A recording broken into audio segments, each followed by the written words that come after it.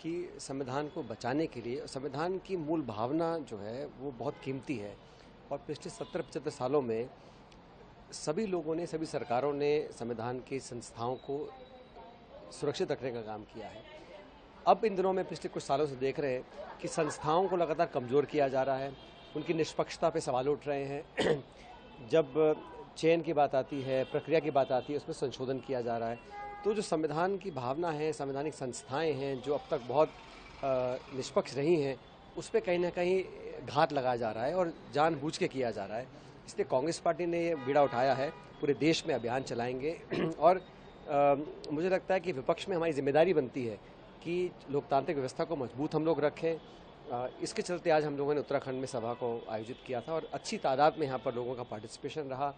उत्तराखंड में आप जानते हैं डबल इंजन की सरकार है, देहरादून और दिल्ली दोनों में, और यहाँ पर लगातार जो अत्याचार है, उत्पीड़न है महिलाओं का, खासकर दलितों का, वो संख्या बढ़ती चली जा रही है और सरकार का कोई नियंत्रण नहीं है। सरकार ने जो वादे किए सत्ता में आने से पहले, उनकी पोल खुल चुकी है। मैं समझता हूँ यहाँ पर भी बदलाव की हवा हर जगह से मुझे देखने को मिल रही है। उत्तराखंड में 1.5 साल बाद चुनाव भी होगा, तो दोनों काम हमारे हुए हैं। कार्यकर्ताओं को हमने आज प्रेरणा भी दी है, सब लोग बहुत मोटिवेटेड थे और खासकर नौजवान बहुत से लोग यहाँ पर आए जिनको आज पीड़ा है कि वो शिक्षित होकर बेरोजगार हैं। तो उत्तराखंड में बदलाव का एक माहौल हमें देखने को मिला है और पूरे देश में अलग अलग राज्यों में हम इस प्रकार की सभाएं कर रहे हैं, संविधान को मजबूत रखने के लिए, सुरक्षित रखने के लिए। और जैसे मैंने पहले कहा, संविधान की जो भावनाएं हैं, संवैधानिक जो संस्थाएं हैं, वो हमेशा उनको हमने पोषित करने का काम किया है कांग्रेस राज में। इस बार ठीक उल्टा हो रहा है। सर, पहलगाम में जो टेररिस्ट अटैक हुआ, तो केंद्र सरकार का जो रुख है इस पूरे घटनाक्रम में, तो आप किस तरह देख रहे हैं? क्योंकि आप विपक्ष में मौजूद है, तो आप हम लोगों ने अनकंडीशनल सपोर्ट किया कि सरकार इसका मुंह तोड़ जवाब दे।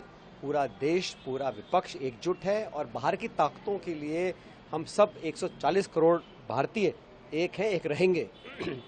ये सरकार को तय करना है। लेकिन हम लोग चाहते थे कि ऑल पार्टी मीटिंग बुलाई जाए, वो बुलाई, लेकिन प्रधानमंत्री जिस मीटिंग में नहीं आए, वो बिहार में कोई सभा को संबोधित कर रहे थे।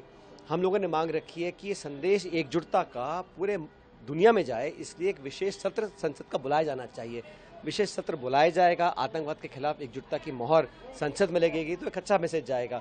और जो लोग हम पर इस प्रकार का आक्रमण करते हैं, हमारे निर्दोष भारतीयों को हमला कर निहत्थे लोगों को मारने का जो पाप करते हैं, उसका सही जवाब और मुंहतोड़ जवाब देने का संकल्प सरकार को लेना चाहिए।